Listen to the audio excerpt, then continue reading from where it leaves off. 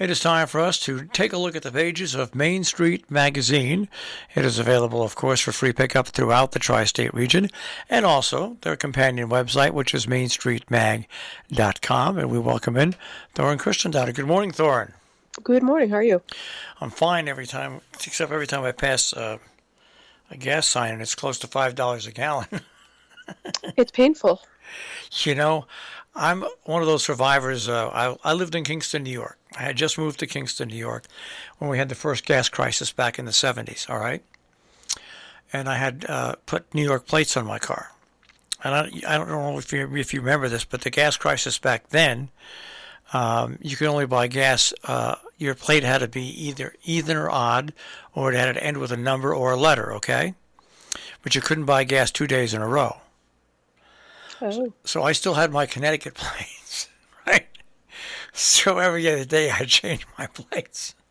Oh, so I could get gas. I feel bad about it now. I really do.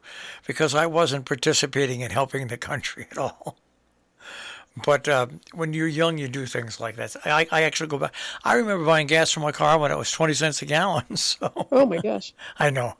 Oh my gosh. That tells you how old I am. But anyways, let's get away from gas and the cost of gas and go to, once again, I want to hit on your story, Coloring Our Past. And that is that great event that was put on.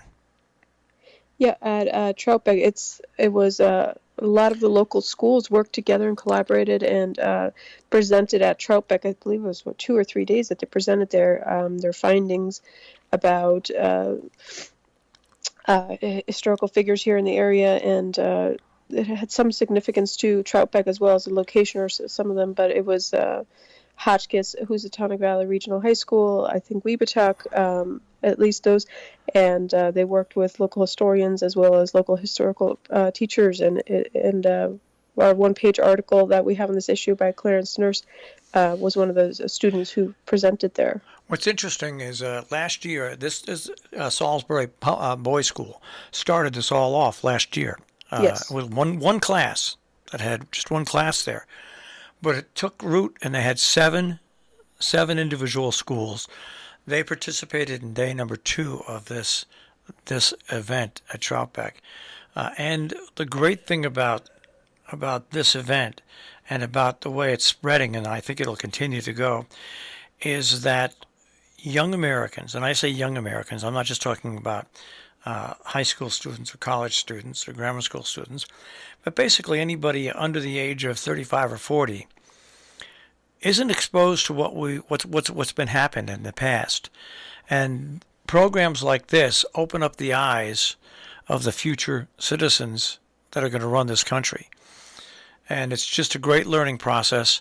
It changes these students, because I've spoken to them now over 2 years. It changes their outlook forever. And so I give a lot of credit to Salisbury School for starting this, and then all the other schools getting in and having students participate in it, and also to Troutbeck for setting up what they set up, because Troutbeck does have its own place in that history, and so it's one of the real feel good stories that's going to last a long time. You know, when I sit here, I don't know about you, I receive tons of emails and texts about things going on. And there's a library, and there's a historical society, the Rojan Historical Society, and the Rojan Library, by the way. There's a lot of history that comes out of there. You've got a story curated by the community from the home front to the front lines. The Roloff Jansen Historical Society remembers World War II. You are right. Both the Historical Society there in Hillsdale, I guess they're technically in Copic Falls, but in the Hillsdale area, and the library there, they have so many programs and so many things that they do there that it's just amazing. Everyone should check them out individually as well as together. And currently they have an exhibit that they have collected pieces of history, essentially from our community, from either family or friends or from the actual people who were somehow involved in World War II, whether they fought abroad or here at home. Or one of the things that stuck out to me particularly was some of the things that some of our citizens here at home were doing, and so they have collected pictures or memorabilia or pamphlets or trunks, and they have a story with each one. I remember as a kid growing up, my grandfather, Melvin Dennis, was a chicken farmer, but he was in World War One. Wow. And he had saved a whole bunch. He had his uniforms, he had his canteens. He saved the food stamps that they passed around, the rationing stamps, and everything. And as a kid, you were just so involved in looking at that. And when you get a chance to see artifacts, whether they're pictures or hold in your hand artifacts from something that happened as important as World War II, it's definitely something for anybody of any age to be taken to, whether you're in grammar school or whatever. It's just a great experience. It's just a great experience to learn from the past. And your next story is good for me because I learned from the past because I've been married so many times. I was never married in June, though. Never. No?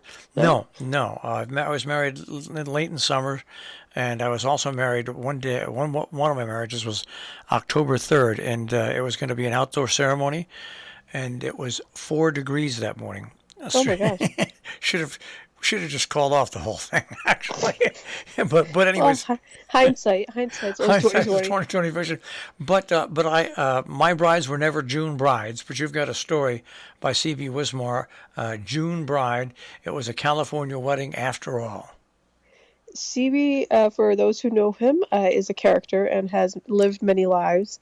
One of them includes a life in the 70s and 60s and 70s in California, where he, amongst other things, was an officiant or a minister. And so he shared a story with us in honor of it being June, of a memory he had about marrying a certain couple there, which is very entertaining and quite comical. So I won't give too much away, but CB is like, hey, I have this thought about something that happened to me, and so I was like, go for it, and I just thought it was a very fun piece to include.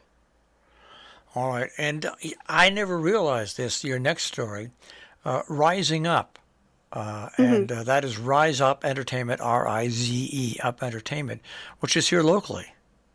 It is Alex Cooper. For those who know his family, Associated Lightning and the Coopers, Alex has an entertainment company, and he just signed a local band. And so he's a recording artist himself. He has a podcast. He's on social media where he can follow all his artists and himself as well. And they're local and creating music.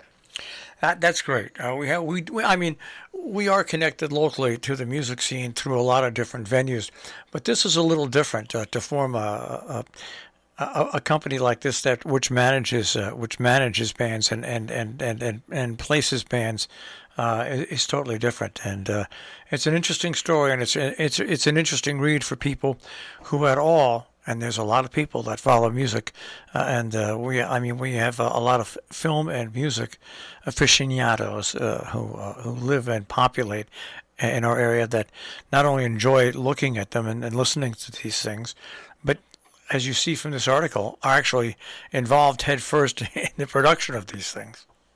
For sure, and as you say, it just goes to show, who is here locally and what they're doing, and the vast amount of talent that there is locally. It's just fantastic. And of course, with the summer season, when it comes to the arts, we have all the theatrical productions, a lot of musical productions, and great companies like this. And in the article, Regina mentioned some of the shows that his the group that he designed where they're going to be showing and presenting their music. So I hope some of our listeners go and check it out. The big difference now in 2022 to when I was in disc jockey and playing music and going to shows back 1971 to 1978, there were tons of people like this that had really fine groups that played everywhere from the Jersey Shore to New York City to playing in Boston. There was just so much live music around.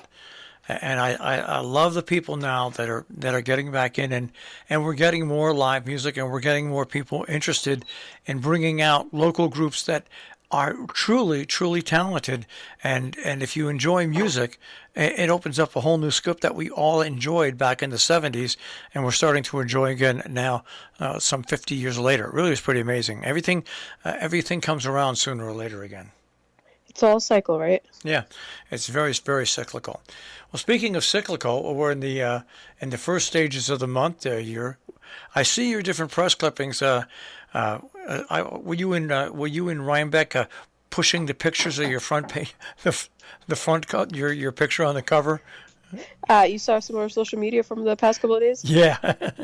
Yeah, Libby was out delivering, and she was having a lot of fun with it, and so she was snapping shots of the different locations where she was delivering, and then I think the video you're referring to was her walking down Main Street in Rhinebeck with the magazine delivering, and so we're going to try to do more of that. So if folks spot her or know where where she's going, they can grab copies, and because we have our radius is quite big, so it takes us a few days, and but she and Ashley are really quick in getting them out, and so it was just a fun thing, and it gives us an opportunity also to give a shout out to some of our advertisers as well as some of our distribution location businesses. I was going to say it reminds me a lot of what food trucks do, how they use social media to post where they're set up, what stores they're in front of, and to give your supporters, your people that underwrite your magazine with business, to give them that little extra plug on social media is a great idea. For sure, and Libby is such a great photographer too. So having her take a picture of the picture that she took, which was the cover, and share was also a little fun twist to it. All right, well, it's Main Street Magazine, of course, for pickup throughout the tri-state region, and also their companion magazine, which is on the web, which is mainstreetmag.com. Thorne, have a great day, great week, and we'll speak to you next week. Sounds fantastic. Take care. Have a good one. Thorne Christian-Dotter, Main Street Magazine on Robin Hood Radio. You can find them, of course, at mainstreetmag.com in their magazine, and also robinhoodradio.com. Click on demand, click on Main Street Magazine on Robin Hood Radio.